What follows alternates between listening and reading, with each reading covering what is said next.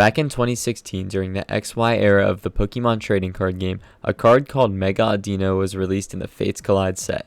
Mega Evolution Pokemon at the time generated so much hype, but Mega Audino did the opposite. On paper, it didn't seem very impressive. While it had high HP, its attack required 3 energy and didn't deal enough damage to consistently knock out stronger Pokemon in one hit. It also had the usual Mega Evolution drawback. You needed a Spirit Link tool card just to avoid ending your turn when you played it. Compared to faster, more powerful decks like Volcanion EX and Night March, Mega Audino just seemed way too underwhelming. Most players immediately dismissed it. Leading up to the World Championships, no one considered it to be a serious contender. It didn't show up in major practice tournaments, and it wasn't included in predictions. To most players, it was just another forgotten rogue deck. But once the World Championships began, things started to turn around for Mega Audino. Some players were spotted using Mega Audino alongside Darkness-type Pokemon like Yveltal. Yveltal has the attack Oblivion Wing. For 1 energy, do 30 damage and accelerate an energy from the discard pile.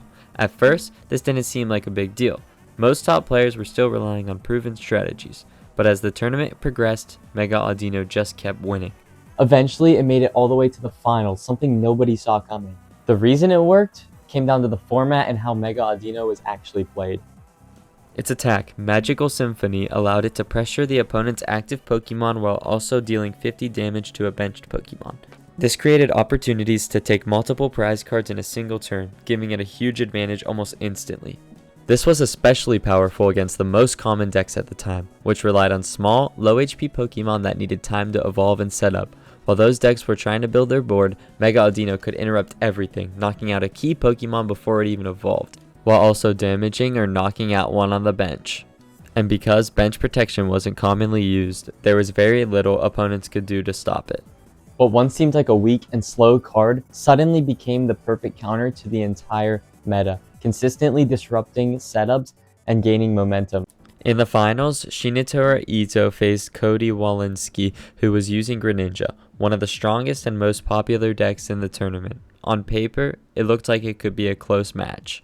The finals ended up being extremely one-sided. Greninja struggled to set up in both games, leaving Cody unable to build a functional board or even apply pressure. Turn after turn, he couldn't get his strategy going. Meanwhile, Mega Audino took full control, knocking out Pokemon with little resistance and quickly closing out both games. There was no back and forth battle. It was a completely dominant performance from a deck no one even expected to be there. And just like that, Mega Audino was crowned world champion. In the months following the tournament, the deck struggled to replicate its world performance. While it saw some play and occasional Day 2 appearances, it never secured another major tournament win and had inconsistent results overall. As the meta adapted and strategies emerged, Mega Audino quickly faded from the spotlight, becoming less of a dominant force and more of a reminder of how unpredictable the game really can be. Flying Pikachu VMAX released in the set known as Celebrations, the 25th anniversary set of Pokemon. Originating from a specialty set, no players really looked at this set for competitively viable cards. However, famous Pokemon TCG content creator AzulGG brought it to Milwaukee Regional and later found success with it at major events, including strong performances at NAIC in 2022. From there, players started to notice just how well it lined up against Origin form Palkia V-Star, especially because of its weakness. Looking at the card more closely, the first thing that stands out is its 310 HP. That kind of bulk is incredibly solid in a format dominated by V-Star Pokemon. Very few of them can take a one-hit knockout on a VMAX without factoring in weakness, and even then, they often need extra help from damage modifiers. Because of that, Flying Pikachu VMAX can usually stay in play for 2 or even 3 turns, give you more than enough time to attack. Then comes its typing. Being a lightning type attacker works perfectly against Origin form Palkia V-Star, allowing you to take clean knockouts in a single attack.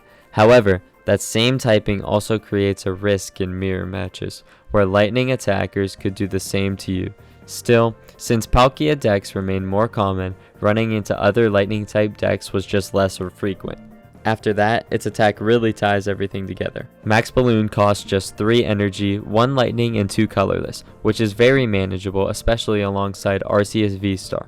With double turbo energy and Trinity Nova, you can set up quickly and efficiently.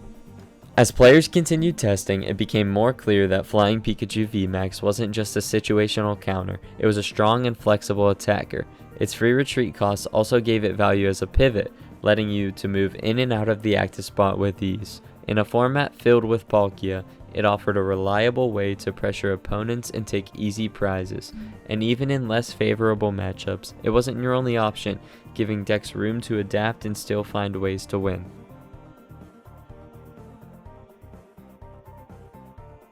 Lickitung from Jungle is a basic colorless Pokemon with 90 HP and a retreat cost of 3 colorless energy. It has 2 attacks, Tongue Wrap, which costs 1 colorless energy, deals 10 damage and can paralyze the opponent's Pokemon on a successful coin flip, and Supersonic, which costs 2 colorless energy and does no damage but can confuse the opponent's Pokemon, again, depending on a coin flip. At first glance, this seems like a budget version of Chansey from base set, and that's exactly how players viewed it on release.